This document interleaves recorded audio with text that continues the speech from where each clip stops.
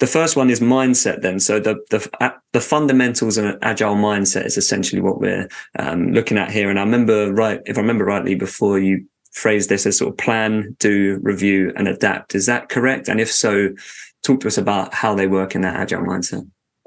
Yeah, sure. So so it's interesting when you speak to people that are kind of agilists, they all bang on about mindset, right? Oh, you got to have the mindset. It's not just tools. It's not just ways of working.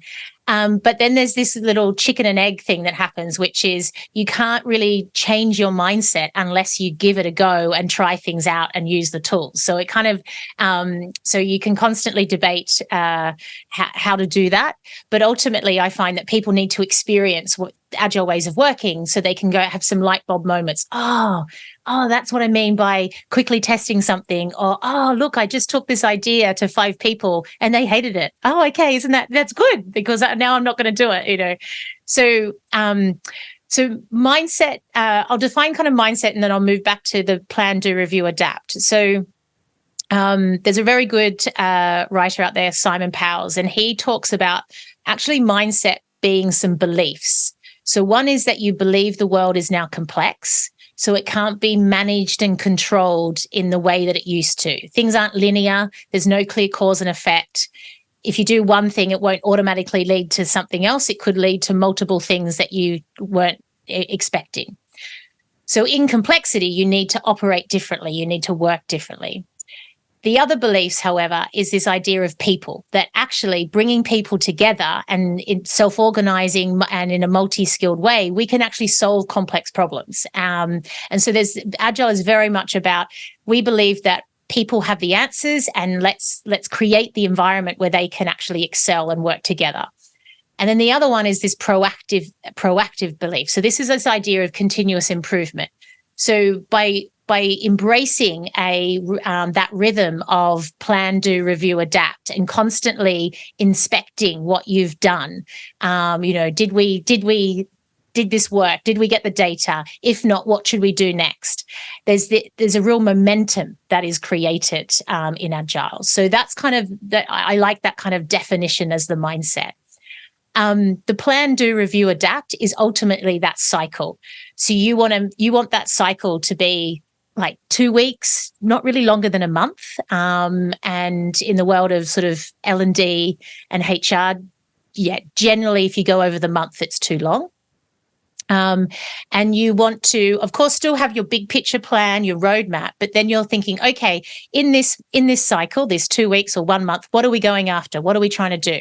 How do we know we're going to have done it by the end? What does that look like? Okay, let's go and get some stuff done. And let's not have long meetings about it. Let's just check in as we're doing it.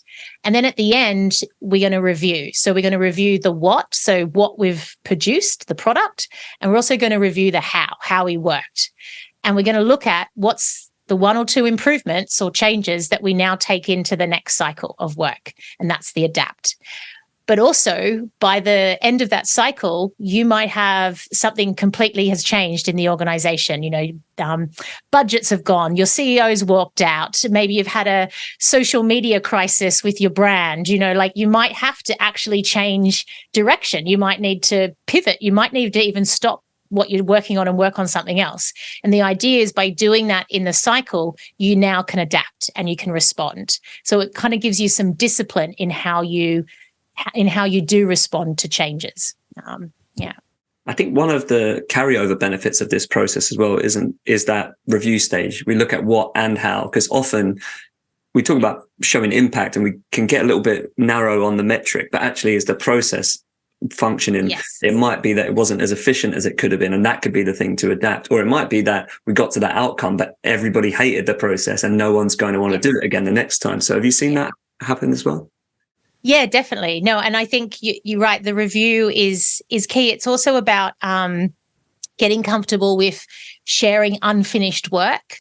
So if you think about it, often people like to, they don't want to kind of show it to others until it looks really nice, or it's all working, or they've gone and got the evidence that this is exactly what to do. But that means it takes longer and longer.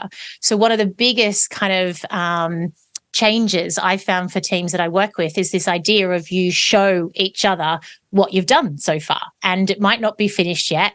It might be still a bit rough, but you get such amazing feedback because there's a sort of a saying that no product survives the first time you see it, the user uses it or the customer uses it. And it's true. You take anything to somebody and they're going to, they'll rip it apart. They'll tell you what they think. So you want to get that early. So then you can start to build go in the right direction.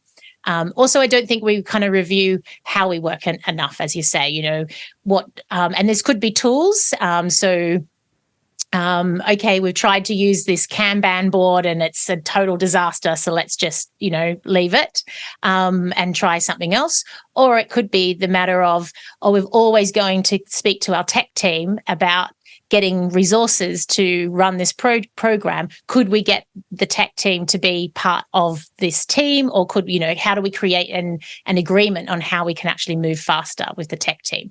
So that kind of constant review of the ways of working and the value you're delivering, I think is really key. Yeah. And that's where you get that continuous improvement concept. Yeah. No, exactly. And I suppose it's getting comfortable. I really like this idea of not having to have the finished article. And one of the best examples I always see is let's just test something out with a Loom video. Like if it's a piece of internal training or we want to guide people through a process, do you really need to spend ages doing a step-by-step guide, or could you just share your screen for 5 minutes, record how you do it, and see if it's helpful? And then you learn that, well, okay, let's create a more polished version of that if that's important to us.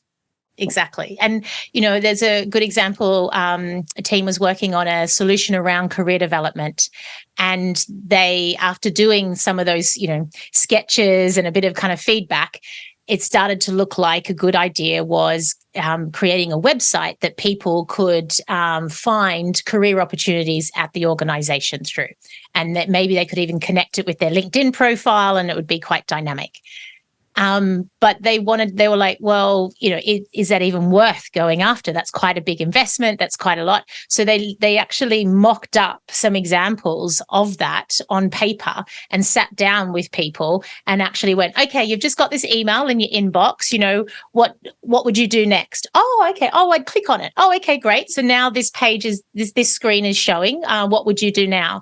And only after having some validation through that very basic mock-up of a website and a kind of process did they go, oh yeah, it looks like it looks like there's enough kind of evidence here that it's worth now doing an initial trial. So exactly, it can be so basic to begin with, but actually it gives you so much validation to move forward.